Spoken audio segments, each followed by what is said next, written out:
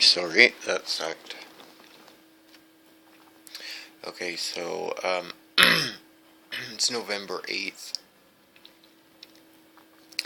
I had no idea how I was going to get the prescription I got from the hospital.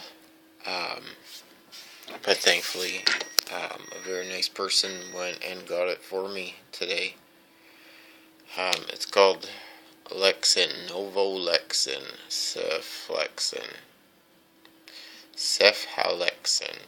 This. Okay. I'm on 2 of those already, 4 of those a day.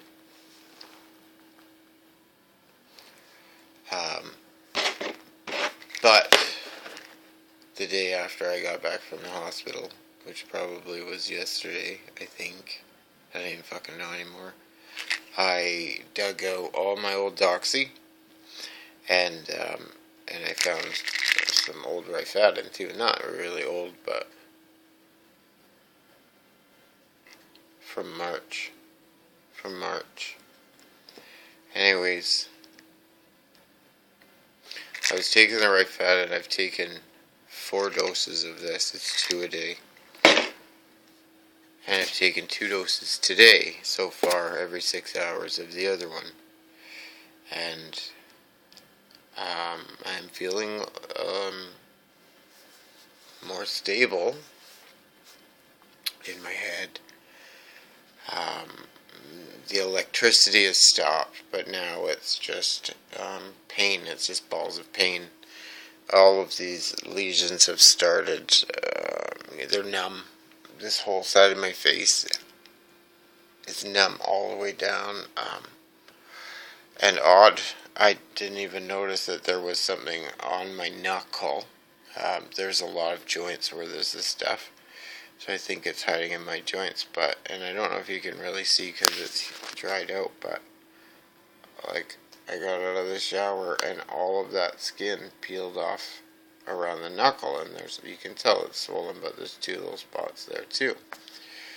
So that's weird. Anyhow, I'm going to get to the point of this video, and that is that to coincide with the letter that was written to the Minister of Social Development, as well as the Premier, Christy Clark, about what is happening to people like me, and more than likely to more people who don't have a big mouth and don't record everything. Probably happening to them a lot more. But this illness is a direct result from not being told that my funding was cut, and B, there being a 1-month boil water notice. And I'm doing my very best, but I'm bathing in this shit, and I have a full body bacterial infection now. So, I did some researching today about boil water notices, and how you can have a safe bath.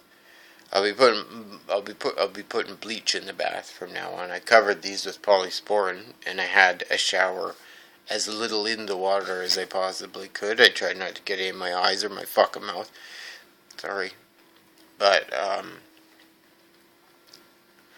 I'm taking the antibiotics anyway, so I'd rather not put anything new in, but whatever. It is what it is. And hopefully the antibiotics will fight that. I'm rambling. But in the boil water notice, I noticed. It doesn't matter if there's a boil water notice. I am somebody with Lyme. And if you are somebody with Lyme or a compromised immune system, it is right there on the Canadian CDC page. You need to always be boiling your water. You cannot trust your water. Not your city water, not your country water. It says flat out, if you have a compromised immune system, you need to always be boiling your water. I am about this far from either fucking just wishing I was dead again, or trying to figure out how I can live in a bubble. But I'm not ready to give up yet. My fucking head hurts. Wow. This infection is... I don't know how much more apparent it could be. So to hear family members call me a faker,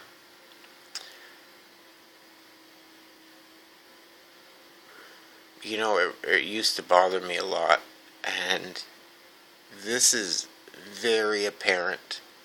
If this isn't apparent to you, or you choose to call this fake Lyme, it's you that I feel sorry for, because it's blatantly obvious that you have no intention of ever being a better person or trying to fix the things that you've done, and that's okay. I've realized that I am a very good person. I get angry and I yell and I scream. But you have to ask yourself every time, what did you do? Because I'm pretty clear about my boundaries and what I'm willing to take from people and what I'm willing to not take from people. And for every fucking thing I was shoved out of my family's lives or your lives or anything, for all of those things, I have to promise you, if I see you doing them, I'm not going to be quiet. And even worse, if I see you doing them in front of your children, to your children, around other people's children, I will go fucking rabid on your ass. Okay? You guys have tried so hard, some of you, to cast me as... I've always been better than you, Becky and Chris. I've always been better. I've always wanted to be better. I've always tried to be better. Mommy's little baby, damn fucking straight, because I always wanted to make my mom proud. And I'm sad that I turned out like you. And I'm sad that when I came back here to bring all the love and hope that I had found at Rhodes when I was in college, and share with you all the healing and wonderful things. I said I love you every time I saw every one of you. I told you, because I love saying it, and that's what heals people. And none of you can say it. None of you, not even my own mom. I say on the phone, I love you, Mom. Yep. That's what she says. It's heartbreaking every fucking time. It's heartbreaking. My family can't tell each other they love each other, and I'm not going to get mad about it anymore. I love you. I will tell anybody I love them. I don't care if you think it's weird. You're weird. I don't care anymore. Because I know how precious time is. So, I'm really glad to see that I was absolutely correct about everything I believed and thought I heard from my sister and her husband, Mark. I truly hope you both find sobriety and a way to stop being such abusive cowards, because the shit that your kids have seen already is exactly what you fucking said, Becky, you would never, ever put your kids through. So shame on you. And shame on your fucking friends. And shame on the one that's fucking having another kid. Because the last time I saw her with her family, she was calling her oldest a fucking piece of shit. And that kid set a kid on fire last year, didn't he? So, maybe I'm too good, maybe I'm too bad for you guys. I don't really care. But I will protect those who can't protect themselves from you fucking primates. And in the meantime, I will make sure that people do the right thing. Or I'll tell on them. Right, Becky? Bye.